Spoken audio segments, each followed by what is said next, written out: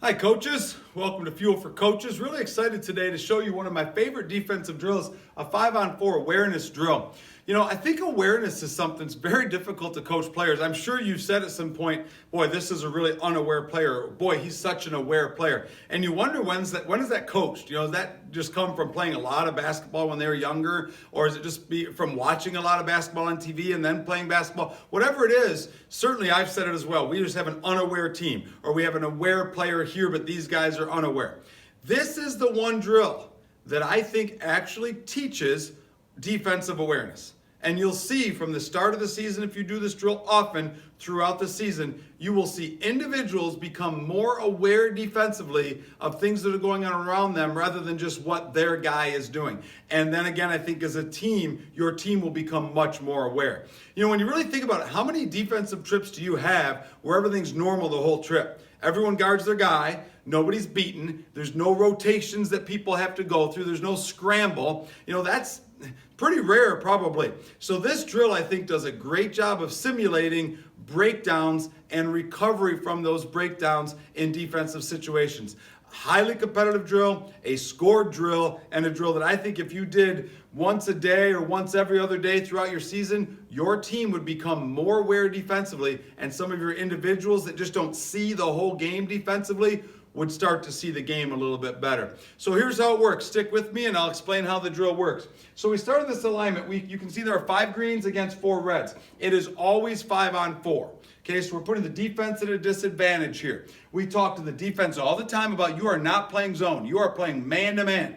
The guy that is left alone is 2 passes away. Right now the coach has the ball to start the drill. Okay, so this guy's left alone. We talk to the D about not playing zone. We talk to the offense about making sure they're moving and cutting, that they don't just space out and play like a stand-around zone offense. They are running whatever your stuff is, or passing and cutting and moving to make the defense react. Okay. Also defensively, we talk all the time about whoever is left guarding 2 guys must yell, "I've got 2, I've got 2." And when we did this drill, we heard that throughout the drill from one of the defensive players. Here's your subs lined up along. It is a continuous drill. The subs sub themselves, and I'll show you how that works. Coach starts with the ball. We always play it up to 11. Okay, 2s and 3s. You can choose what you want to play up to.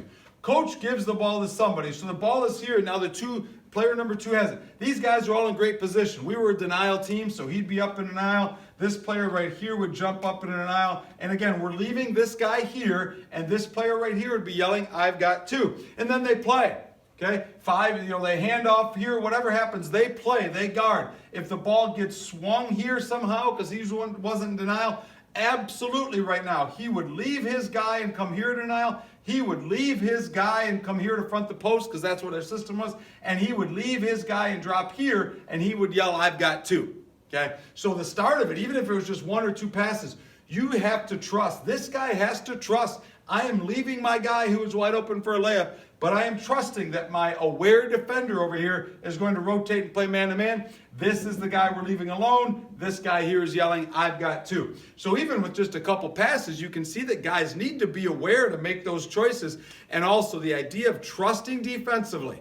Okay, that you can go ahead and leave your guy and go react to somebody else, knowing that your buddy's got you behind, is an amazing thing. And if you can build that throughout the season, you will become a much better man-to-man defensive team.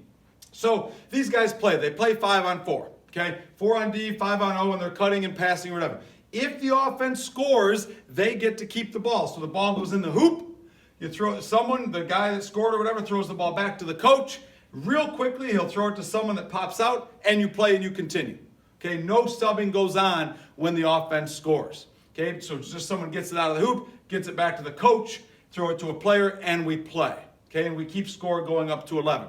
Now, on a stop, subbing happens. Okay, let's say that the red team gets a stop, gets a rebound, a steal, whatever, a tip, or it goes out of bounds. Any tip that went out of bounds, we called that a win for the defense. So if they get the ball, they throw it to the coach as well, the red team, okay? So that they got a defensive rebound. They'll outlet to the coach, then very quickly, 2 or 3 seconds, subbing happens, and it ends up like this. Okay, 5 offensive red guys. So this guy will yell, "I'm in." Okay, next guy on red will be like, "I'm in." And he will run into the game, and now we have 5. One of the guys on green will yell, "I'm off," and he will jump off the court, and 4 guys will remain at that point. And then we are 5-on-4 the other way. Now, with that subbing, it does take some practice to make it flow well, but it also makes sure that these guys on the side are very aware and they have a plan and they are ready to get into the game, and that these guys are aware and ready that if they're sub 4, they just go off. And again, it's like a 3 to 5 second max subbing situation when one team gets a stop. It's not like we stop and say, who do you have?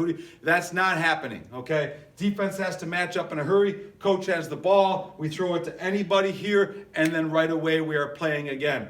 Again, you can have a team manager on the scoreboard, or usually you can just have a coach yell out, 3-0 green, 3-3, or whatever, and you just keep score, and it gets highly competitive. But again, I do think the unique thing about it is that it actually teaches awareness.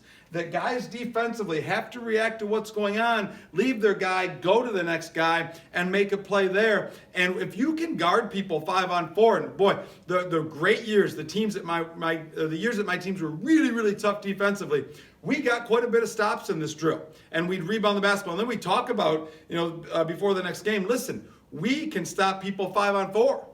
Okay, we've got 5 guys out there today in the game. We should absolutely get stops.